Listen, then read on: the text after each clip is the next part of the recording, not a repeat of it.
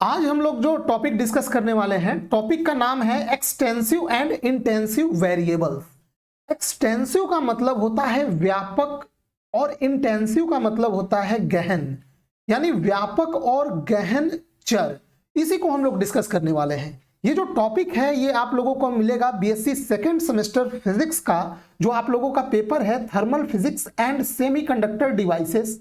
तो इसमें जो पार्ट 1 है थर्मल फिजिक्स, इसमें भी जो यूनिट नंबर 1 है जो हमने शुरू किया है thermodynamics and kinetic theory of gases, zero and first law of thermodynamics. इसमें जो आप ये पहला टॉपिक पढ़ेंगे state function and terminology of thermodynamics. तो ये टर्मिनोलॉजी ऑफ थर्मोडायनेमिक्स में भी ये टॉपिक आता है। तो ये एक छोटा सा टॉपिक है, आप सभी को इसके बारे में जरूर जानना चाहिए, क्योंकि अगर आपके एग्जाम एमसीक्यू पैटर्न्स पे होंगे तब तो ये बहुत ज्यादा इंपॉर्टेंट टॉपिक बन जाता है। और वैसे भी अगर रिटन पेपर होता है तो भी ये टॉपिक आप लोगों को जानना पड़ेगा, ये थर्मल फिजिक्स का पेपर पढ़ने से पहले। तो टॉपिक है हमारा एक्सटेंसिव वेरिएबल्स और इंटेंसिव वेरिएबल्स। तो सबसे पहले ये होते क्या है, तो देखिए थर्मोडायनेमिक्स हम लोग पढ़ रहे हैं, थर्मल फिजिक्स।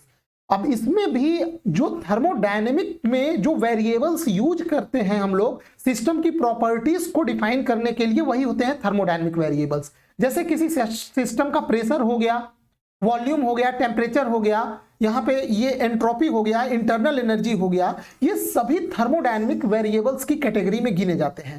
अब इसी में से कुछ वेरिएबल्स एक्सटेंसिव वेरिएबल्स होते हैं और कुछ वेरिएबल्स इंटेंसिव वेरिएबल्स होते हैं। तो सबसे पहले हम लोग थर्मोडायनेमिक वेरिएबल्स देख ले, फिर मैं एक्सटेंसिव और इंटेंसिव वेरिएबल्स आपको समझा रहा हूं।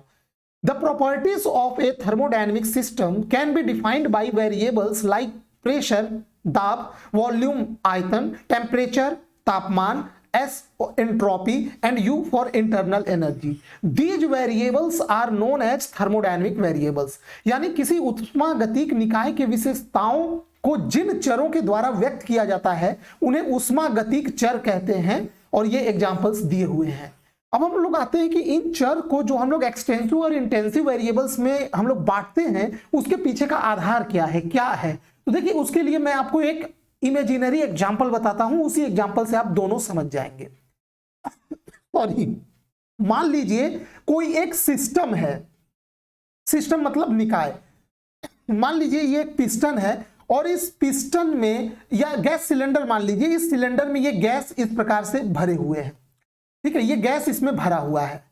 अब हम लोग क्या करते हैं कि इस ये एक जो सिलेंडर है, इस सिलेंडर को इमेजिनरी मैं 4-5 पार्ट में बांट देता हूं, इसका डिवीजन कर देता हूं। ये जो डिवीजन है ये इमेजिनरी है, मतलब पूरे सिलेंडर के अंदर ये जस्ट एक इमेजिनरी डिवीजन किया गया है इसको 4 भागों में। ये पहला भाग हो गया, ये दूसरा भाग हो गया, ये तीसरा भाग हो गया, ये चौथा भाग हो गया, और ये चारों भाग एक सिलेंडर के ही अंदर हैं और इनके बीच में कोई बाउंड्री नहीं है। ये जस्ट एक इमेजिनरी पार्टीशन या डिवीजन है, काल्पनिक रूप से इसको 4 भागों में बांटा गया है। और ये जो गैस है ये पूरे सिलेंडर में इस प्रकार से भरा हुआ है।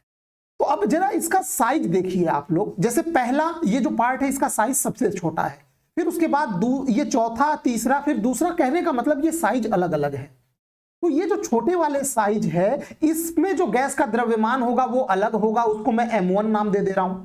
जो दूसरा पार्ट में जितना पार्ट गैस का आएगा उसका द्रव्यमान मान लीजिए मास हो जाएगा M2। इसी प्रकार ये तीसरा पार्टीशन है, इसका मास मैं M3 ले रहा हूं, और जो चौथा पार्टीशन है इतने में जो मान लीजिए गैस का मास है वो हो जाएगा M4। तो यहां पे आप देख रहे हैं जो मास है इस गैस का वो कहीं ना कहीं उसके जो पार्टीशन, जो मैंने उसका एक पार्टीशन किया है, जो उसका भाग किया, उसके साइज पे निर्भर करेगा। जिसका साइज सबसे ज्यादा होगा उसमें जो गैस का जो मास होगा, द्रव्यमान होगा, वो ज्यादा होगा। यानी सेकेंड वाले डिवीजन में जितने गैस होंगे उनका मास, पूरा टोटल मास ज्यादा हो जाएगा। तो इस केस में अगर मैं पूरे सिस्टम का मास निकालूं M, तो वो हो जाएगा M1 plus M2 plus M3 plus M4।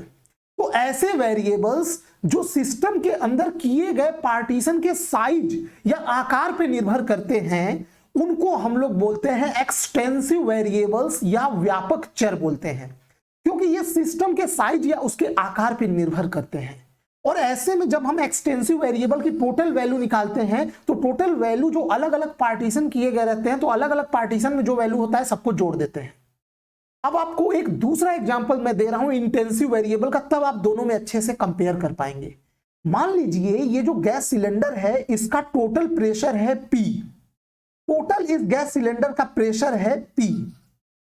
अब पहले वाले पार्ट का कुछ प्रेशर होगा, मान लीजिए वो है P1, दूसरे पार्ट का जो प्रेशर होगा उसको मैं मान लेता हूं P2, तीसरे पार्ट का प्रेशर मैं मान लेता हूं P3 और चौथे पार्ट का प्रेशर मैं मान लेता हूं P4। अब जरा एक बात बताइए, ये जो सिलेंडर के अंदर जो मैंने 4 पार्टीशन किया है ये तो इमेजिनरी है, गैस तो इस पूरे सिलेंडर में इस प्रकार से फैला हुआ है। तो क्या आपने कभी ऐसा सुना है कि एक ही गैस सिलेंडर के अलग अलग कोने में अलग अलग प्रेशर हो? ऐसा नहीं होता है। प्रेशर आप इस सिलेंडर के किसी भी पॉइंट पे आप मापेंगे, मेजर करेंगे, चाहे पहले पार्ट में मेजर करिए, चाहे दूसरे में, चाहे तीसरे में, चाहे चौथे में, प्रेशर आपको सेम मिलेगा। तो ऐसे थर्मोडायनेमिक वेरिएबल्स जो इस सिस्टम में किए गए इस पार्टीशन के आकार या साइज पे निर्भर न करे, उसे हम इंटेंसिव वेरिएबल बोलेंगे। अब इंटेंसिव वेरिएबल में जैसे प्रेशर हो गया, तो अब मुझे इस सिस्टम का टोटल प्रेशर निकालना है, तो वो P बराबर मैं P1 बराबर P2 बराबर P3 बराबर P4 करूंगा, न कि इनको जोड़ूंगा। ये सभी प्रेशर्स बराबर होंगे। तो ये होता है इंटेंसिव वेरिएबल्स। एक और इंटेंसिव वेरिएबल्स होता है टेम्परेचर। अब इस पूरे सिलेंडर का तापमान अगर टेम्परेचर T है, तो आप थर्मोमीटर को चाहे इस कोने में, पहले कोने में रख के मेजर करिए, चाहे चौथे कोने में रख के मेजर करिए, आपको टेम्परेचर सेम ही मिलने वाला है पूरे सिलेंडर का। यानी टेम्परेचर एक इंटेंसिव प्रॉपर्टी है, गहन गुण या चर है। जबकि एक और प्रॉपर्टी होता है इंटरनल एनर्जी, आंतरिक ऊर्जा। आंतरिक ऊर्जा उस सिस्टम के साइज या आकार पर निर्भर करेगा। ये पूरे पहले पार्ट की जो इंटरनल एनर्जी है, ये इस पूरे दूसरे पार्ट में जो गैस है उसके इंटरनल एनर्जी से अलग होगा। कम होगा, ज्यादा होगा, वो छोड़ दीजिए, बस वो अलग होगा। समझ में आया? तो मेरे ख्याल से अब आप ये अच्छे से समझ गए होंगे इंटेंसिव वेरिएबल्स और एक्सटेंसिव वेरिएबल्स में क्या अंतर होता है। अब हम नोट्स सेगमेंट देख लेते हैं और उसमें भी आपको अच्छे से हम समझाएंगे। देखिए यहां पे है एक्सटेंसिव वेरिएबल्स, जिसको हम लोग बोलते हैं व्यापक चर या गुण। Those variables which depends only upon the mass and size of the substance present in the system are called extensive variables. वे चर या गुण जो निकाय में उपस्थित पदार्थ के द्रव्यमान तथा आकार पर निर्भर करते हैं, उन्हें व्यापक चर कहते हैं। जैसे में क्या हो जाएगा? जैसे हो जाएगा मास, द्रव्यमान, अभी अभी मैंने आपको इसका एग्जांपल लिया था। आयतन भी हो जाएगा, वॉल्यूम भी आप देख पा रहे होंगे, वॉल्यूम भी एग्जांपल से समझ पा रहे होंगे। लेंथ, लंबाई, एरिया, क्षेत्रफल, चार्ज, आवेश, मैग्नेटाइजेशन यानी चुंबकन, इंटरनल एनर्जी, आंतरिक ऊर्जा, एंट्रोपी, हीट कैपेसिटी जिसे ऊष्माधारिता कहते हैं, ये सब के सब एक्सटेंसिव वेरिएबल्स में आते हैं। इनको आप लोग याद रखिएगा, खासकर आप अपने मिड टर्म के लिए, या फिर अगर आपका एग्जाम एमसीक्यू पैटर्न पे होगा तब तो ये सभी मोस्ट इंपॉर्टेंट है आपके लिए। अब इसी में नोट में एक पॉइंट समझ लीजिए जो मैंने आपको अभी अभी समझाया था, और वो पॉइंट ये है कि extensive variables is a macroscopic parameter which describes a system in equilibrium and which has a value equal to the sum of its value in each part of the system। यानी उस अगर किसी extensive property की total value निकालनी है तो जितने भी पार्ट में अलग अलग एक्सटेंसिव प्रॉपर्टी की वैल्यूज होती हैं उन सभी को हम लोग जोड़ देते हैं। ठीक है, अब आगे बढ़ते हैं हम लोग इंटेंसिव वेरिएबल्स पे, जिसे हम लोग गहन चर या गहन गुण भी बोल सकते हैं। Those variables which are independent of mass and size of the system are called intensive variables। कहने का मतलब वे चर या गुण जो निकाय के द्रव्यमान तथा आकार पर निर्भर नहीं करते हैं, वे गहन चर कहलाते हैं। ऐसे चर का वैल्यू पूरे सिस्टम में सब जगह सेम मिलेगा आपको, जैसे प्रेशर यानी दाब, टेम्परेचर यानी ताप, विस्कोसिटी सयानता, ये भी बहुत अच्छा एग्जांपल है। जैसे मान लीजिए ये सिलेंडर है, इस सिलेंडर में कोई द्रव भरा हुआ है, मान लीजिए मैं इसका इमेजिनरी में इसका 3 पार्ट कर देता हूं, ये पहला पार्ट, ये दूसरा पार्ट और ये तीसरा पार्ट, तीनों ये इमेजिनरी पार्टीशन होना चाहिए। ये नहीं कि बीच में आप दीवार खड़ा कर दे, नहीं, ये पार्टीशन इमेजिनरी होता है, काल्पनिक। तो पहले पार्ट में जो लिक्विड है, दूसरे पार्ट में, तीसरे पार्ट में वो सेम है, तो इसका जो विस्कोसिटी सयानता होगा वो तीनों का सेम होगा। यहां पे जो सयानता आएगा वही यहां पे भी आएगा, यहां पे भी आएगा। ठीक है। और रिफ्रैक्टिव इंडेक्स वो भी सेम होता है, डेंसिटी घनत्व भी सेम होगा, ये भी इंटेंसिव प्रॉपर्टी है।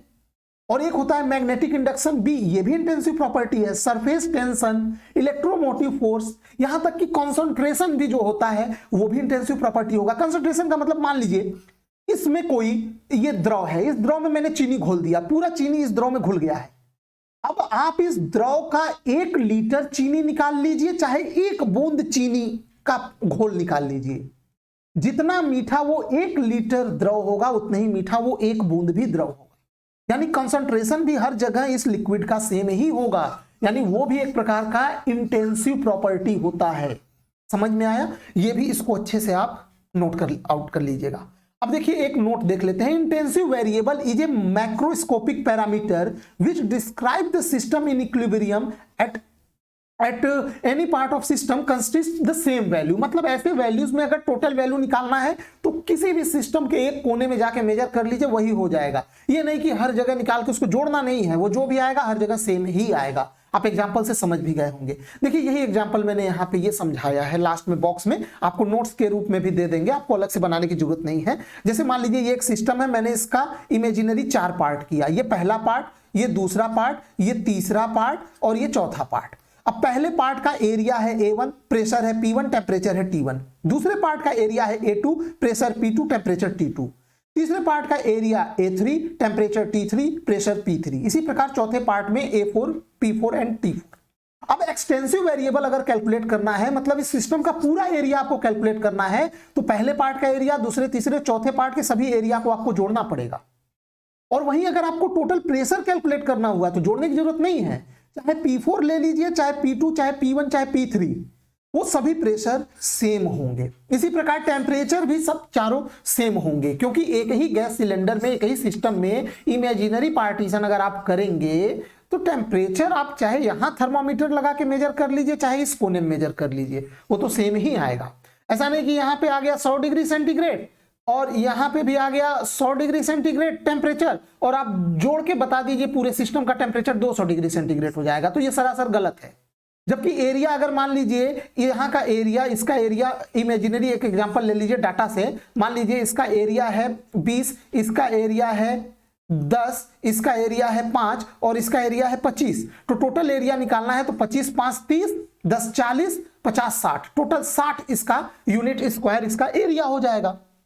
ठीक है, जबकि टेम्परेचर के केस में इस प्रकार का कैलकुलेशन आप नहीं करिएगा, या इंटेंसिव प्रॉपर्टी के केस में। तो मेरे ख्याल से ये लेक्चर आपको काफी अच्छा लगा होगा और आप इस लेक्चर से बहुत अच्छी तरीके से समझ गए होंगे कि थर्मोडायनेमिक वेरिएबल्स में भी जो एक्सटेंसिव वेरिएबल्स और इंटेंसिव वेरिएबल्स होते हैं उनमें क्या अंतर होता है और कैसे उनको हम लोग पहचानेंगे और कैसे उनका टोटल वैल्यू कैलकुलेट करेंगे। अब इस पे किसी भी प्रकार के क्वेश्चंस आपके एग्जाम में आ सकते हैं। ठीक है, तो क्वेश्चंस वाला सेगमेंट हम लोग अलग से करेंगे, पूरा यूनिट खत्म हो जाएगा तो एमसीक्यू और सब्जेक्टिव सभी क्वेश्चंस हम लोग करवाएंगे।